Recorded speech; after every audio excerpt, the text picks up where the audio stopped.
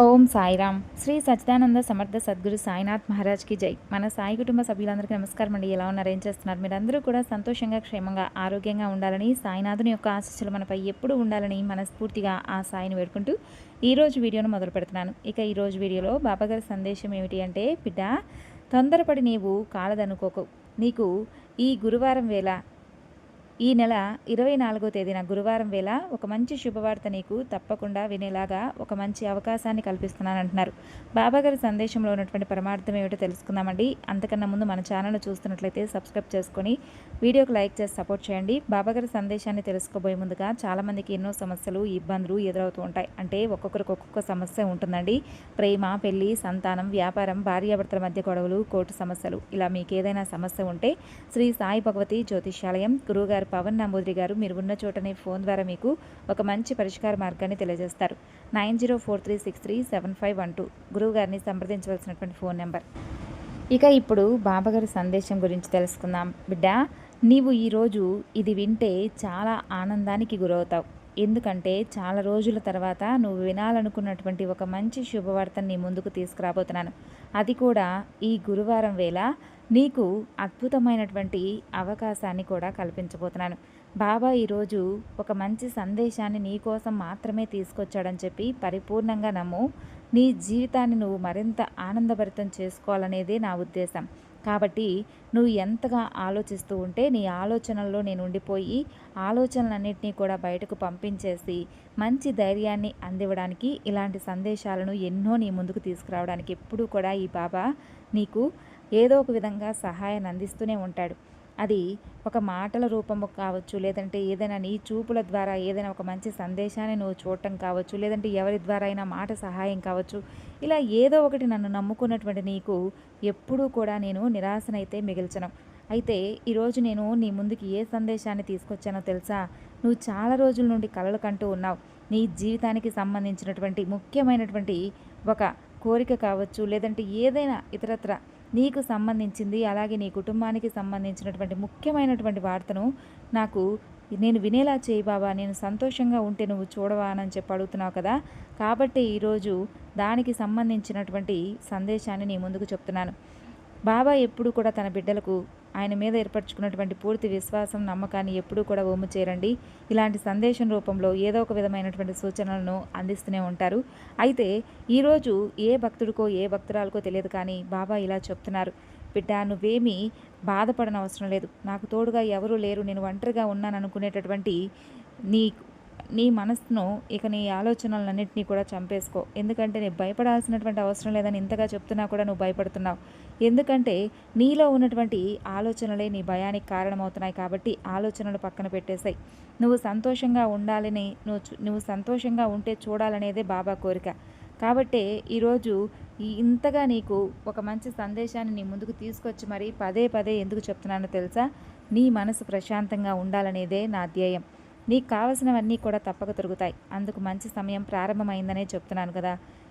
ఇది నా నోటితో బాబా ఈరోజు తన బిడ్డలకి ఇలా చెప్పాలని చెప్పి స్వయంగా ఒక సందేశం రూపంలో చెప్తున్నారండి. మీ దిగులంతా కూడా తప్పకుండా పోతుంది. అతి త్వరలోనే కొంచెం ఓపికగా ఉంటే, శ్రద్ధాసబూరితో నువ్వు ఉంటే, కొంచెం ఓపిక కనుక నీకుంటే, నీకు వచ్చేటటువంటి నీ ఓపికను భగవంతుడు ఎంత పెద్ద అంటే బహుమానంగా ఇస్తాడనేది నువ్వు తెలుసుకో. ఒక మంచి శుభవార్తగా నీకు చేరవేస్తాడు బాబా. కాబట్టి నా బిడ్డలందరినీ కూడా నేను చూస్తున్నాను, ముచ్చటేస్తుంది. ఎందుకంటే మీరు ఉండేటటువంటి శ్రద్ధ, సబూరికి, మీ ఓర్పుకి, మీ సహనానికి నేను ఎప్పుడూ కూడా మీకు ఏమిచ్చి రుణం తీర్చుకోవాలో కూడా తెలియదు. మీకు కొంచెం ఆలస్యమైనా కూడా మీరు బాధకు గురి కాకండి. అదే నా ధ్యేయం. ఎలాంటి మంచి లక్షణాలు మీకు పుష్కలంగా ఉన్నప్పటికీ మాత్రం ఏంటి, మీరు మాత్రం తదేకంగా ఆలోచిస్తూ, అదేకంగా భయపడుతూ అనారోగ్య పాలవుతూ ఉన్నారు. సమయానికి తిండి తినడం లేదు, సమయానికి నిద్రపోవడం లేదు. నా కోరిక మాత్రమే ముఖ్యం అనుకున్నట్లుగా మీరు ఎప్పుడూ కూడా ఆలోచిస్తూ ఉండకండి. శ్రద్ధా సబూరితో ఉండండి. నన్ను అడిగావు కదా బాబా, నాకు ఇది కావాలి, నాకు ఈ సమాధానం కావాలి, లేదంటే నాకు ఈ కోరిక నెరవేరాలని. ఇక నువ్వు మర్చిపో, అన్ని విషయాల గురించి మర్చిపోయి ప్రశాంతంగా నిద్రించాలి. కానీ ఇలా ఎప్పుడూ కూడా ఆలోచిస్తూ ఉంటే ఎలా చెప్పు? నీ జీవితంలో చాలా కీలకమైనటువంటి పాత్రనైతే ఒక వ్యక్తి పోషించబోతున్నారు. అది కూడా నీ జీవితానికి సంబంధించినటువంటి అతనితో నీకు ముడిపడినటువంటి మంచి సంబంధం అయితే అతి త్వరలోనే జరగబోతుంది. ఇక నీకు మంచి మనసుంది. ఆ మంచి మనసుతో నువ్వు అమాయకురాలివి. నిన్ను చాలా సులభంగా మోసం చేసుకుంటున్నావు. అలాగే నిన్ను ఇతర వ్యక్తులు కూడా మోసం చేసే అవకాశాన్ని ఇస్తున్నావు. చూడు, కొంచెం ఆలస్యం చేస్తున్నాను అంతే కదా. ఈ సమయాన్ని నువ్వు వృధా చేసుకోవద్దు. మంచి సమయం నీకు రాబోతుంది. ఇప్పుడున్నటువంటి సమయం కష్టకాలమే కావచ్చు. ఈ సమయాన్ని వృధా చేసుకోకుండా భగవంతుడి పాదాలను ఆశ్రయించు. చూడు, నువ్వు కోల్పోయింది చిన్న వస్తువైనా, పెద్ద వస్తువైనా, లేదంటే ఇంకా ఏదైనా కావచ్చు. అది వస్తువైతే తిరిగి మరలా నీ దగ్గరకు రావాలని రాసి పెడితే వస్తుంది. నీ జీవితంలో ఆ వస్తువే కాకుండా ఒక నూతనమైనటువంటి వ్యక్తి నీ జీవితంలోకి రాబోతున్నారు. ఆ వ్యక్తి ద్వారా నీ జీవితంలో ఉన్నటువంటి నువ్వు పడినటువంటి కష్టాలన్నీ కూడా ముగింపు పలకబోతున్నాను. అది నీ జీవిత భాగస్వామి కావచ్చు ఆ వ్యక్తి, లేదంటే నీకేదైనా మంచి సలహాదారుడో, స్నేహితుడో కావచ్చు. ఇలా ఎవరి ద్వారానైనా కానీ ఒక నూతన వ్యక్తి ద్వారా నీ జీవితం అనేక రకాలుగా మలుపు తిరగబోతుంది. వారి సహాయం, అలాగే వారు చేస్తున్నటువంటి ప్రతి పని కూడా నీతో చెప్పడం, నీకేదైనా వారి ద్వారా ఒక మంచి అవకాశం అనేది రావడం, ఇటువంటివి జరుగుతాయి. రాబోయే రోజుల్లో కొన్ని ఇబ్బందులైతే పూర్తిగా తొలగుతాయి. అవి రాకుండా, కొన్ని సమస్యలు రాకుండా ఉండడానికి కావాల్సిన ఏర్పాట్లు కూడా నేను చేస్తాను. అంటే చిన్న చిన్న సమస్యలు అనేవి ప్రతి ఒక్కరికి కూడా ఎదురవుతూ ఉంటాయి కదా. అవన్నీ కూడా తొలగించి మంచి జీవితాన్ని నీ చేతిలో పెడతాను. నా బిడ్డ ఏదైనా కానీ అడిగితే నేను చేయకుండా ఉంటానా? అది నా బాధ్యత. నీ కోరిక తీర్చడం అనేది నా బాధ్యత.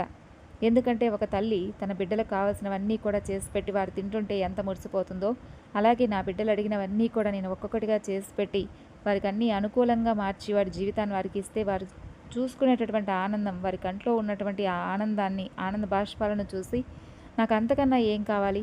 కాబట్టి మంచి సమయం నీకు రాబోతుంది. రేపటి నుండి నీకు అన్నీ మంచి అవకాశాలు వెతుక్కుంటూ వస్తాయి. అది ఉద్యోగంలో కావచ్చు, వ్యాపారంలో కావచ్చు. నువ్వు దేని గురించి అయితే ఆలోచించి నన్ను అడిగావో దాని గురించే మంచి జీవితాన్ని నీకు ప్రసాదిస్తాను. ఇక నీకు నడిచేటటువంటి ప్రతి దారి కూడా మంచిగా చక్కబెడతాను. సద్వినియోగపరుచుకునే విధంగా అవకాశాలను నువ్వు ఉపయోగించుకో.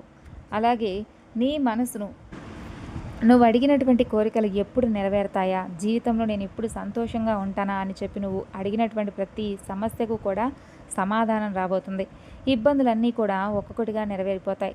అలాగే మంచి భవిష్యత్తును నీ చేతిలో పెట్టబోతున్నాను. కాబట్టి ఎలాంటి చిక్కులు ఉండవు, ఎలాంటి సమస్యలు ఇక నీకు రావు. ఇప్పటికే చాలా ఆలస్యమైంది. ఇక నువ్వు సంతోషంగా ఆహారం తీసుకొని సమయానికి నిద్రించు. అలాగే నువ్వు చేసేటటువంటి పనిని చక్కగా సమృద్ధిగా చెయ్యి. నీవు చేస్తున్నటువంటి పనిలో ఏమాత్రం కూడా అధర్మం లేదు. కాబట్టి నువ్వు ఇక భయపడాల్సినటువంటి అవసరం లేదు. నన్ను నమ్మి మోసపోయిన వారు ఎవ్వరూ లేరు. నువ్వు ఏది కోరితే అది నీ దగ్గరకు వస్తుంది. నువ్వు ఆనందంగా ఉంటావని నాకు ప్రమాణం చెయ్యి. నువ్వు ఎంత మంచివాడివో మంచిదానివో నాకు బాగా తెలుసు. నేను చెప్పినటువంటి ప్రతి మాట కూడా నా బిడ్డలు వింటారు. ప్రతి పని కూడా ఆచరిస్తారు. అలాంటి మీకు కాకుండా ఇంకెవ్వరికీ కూడా నేను పని చేయాలి అని చెప్పి అనుకోవడం లేదు. నా బిడ్డలందరూ కూడా సంతోషంగా ఉండాలనేదే నా ఆశ. కాబట్టి అందుకోసం నేను మీకోసం ఎంత దూరమైనా వస్తాను. చూడు, నన్ను నమ్మిన వారిని నేను ఎప్పుడూ కూడా వారి చెయ్యి విడిచిపెట్టను. అలాగే వారిని మోసం చేయను. ఎప్పుడూ కాపాడుకుంటూ ఉంటాను. చూడు బిడ్డ, నిన్ను ఇంత బాధ్యత కలిగినటువంటి మనిషిలా మార్చడానికి నేను ఎన్ని అవమానాలు పడ్డానో నీకు బాగా తెలిసి ఉంటుంది. చూడు, నేను నీ చేత ఎన్ని మాటలు పడ్డానో తెలుసా?